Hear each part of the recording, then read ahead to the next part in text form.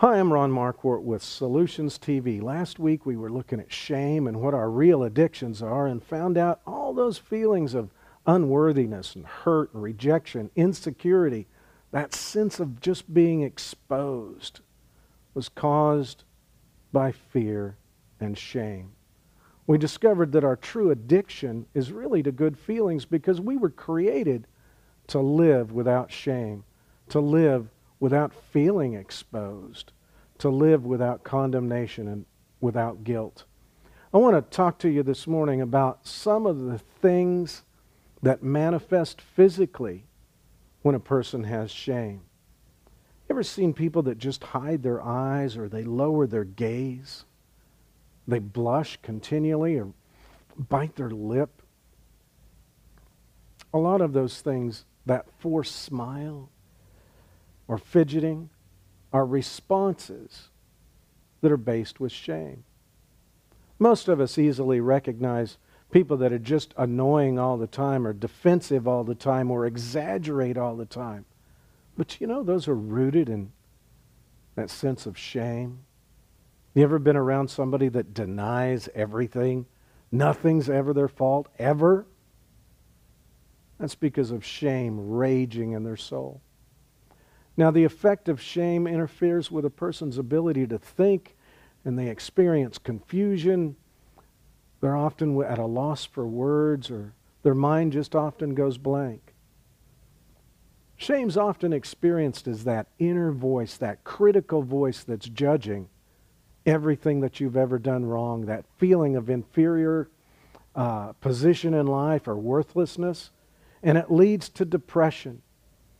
That inner critical voice is repeating a lot of times what was said to us by our parents, relatives, teachers, or our peers. We may have been told that we were naughty or selfish or ugly or stupid. We could have been ostracized by peers at school, humiliated by teachers, treated with contempt by our parents. And here's the paradox. Shame can also be experienced by people expecting too much of you. That invokes criticism when our performance is just not what they think it should be. Some authority figure in our lives are just never satisfied with your efforts or your performance, and they become critical no matter what you do. Unfortunately, these criticisms become internalized, so that our own inner critical voice just picks that up and starts saying it over and over. So what you're hearing inside your own head is, "You idiot. Why'd you do that? Can't you do anything right? You know, you should be ashamed of yourself."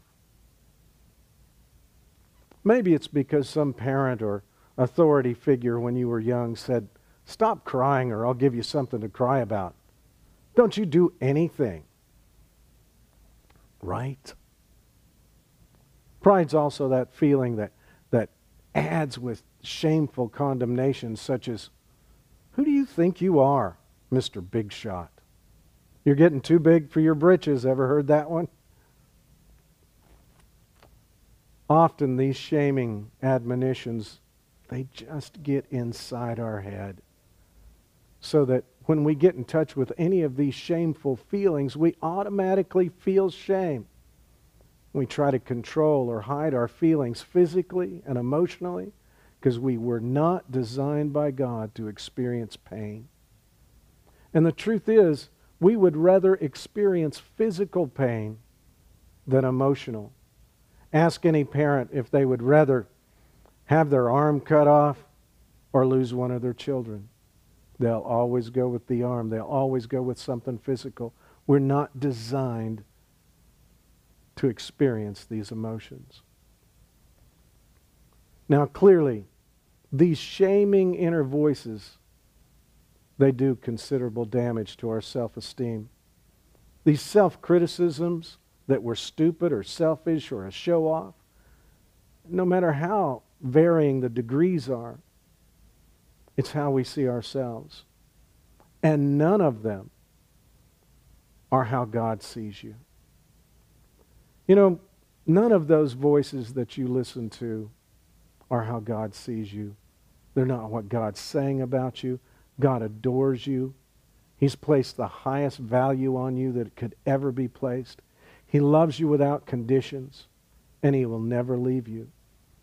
You know, we started this series with Isaiah 54, a promise there that says, "Fear not, for you will not be ashamed.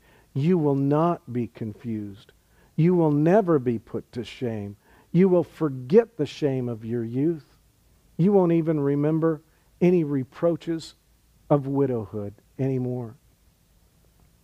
One of my favorite scriptures is in Isaiah chapter 1:15.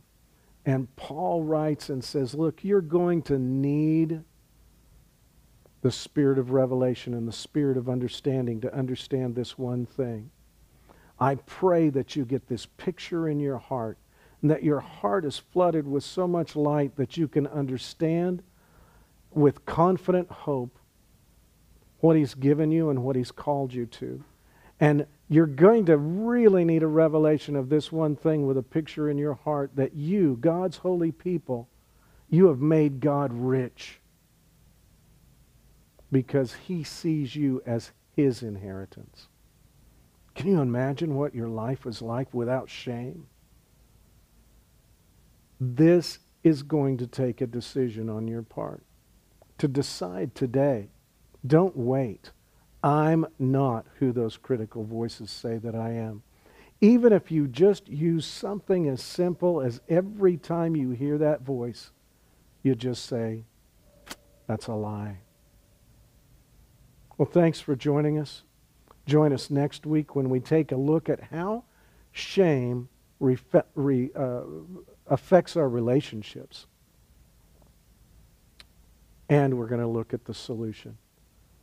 You know, there's no amount of counseling and there's no amount of therapy that can fix the shame problem without your decision.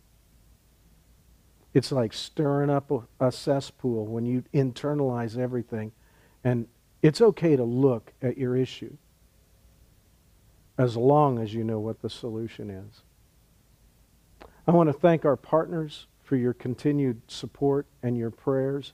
You guys are amazing. Join us next week for Shame in Relationships.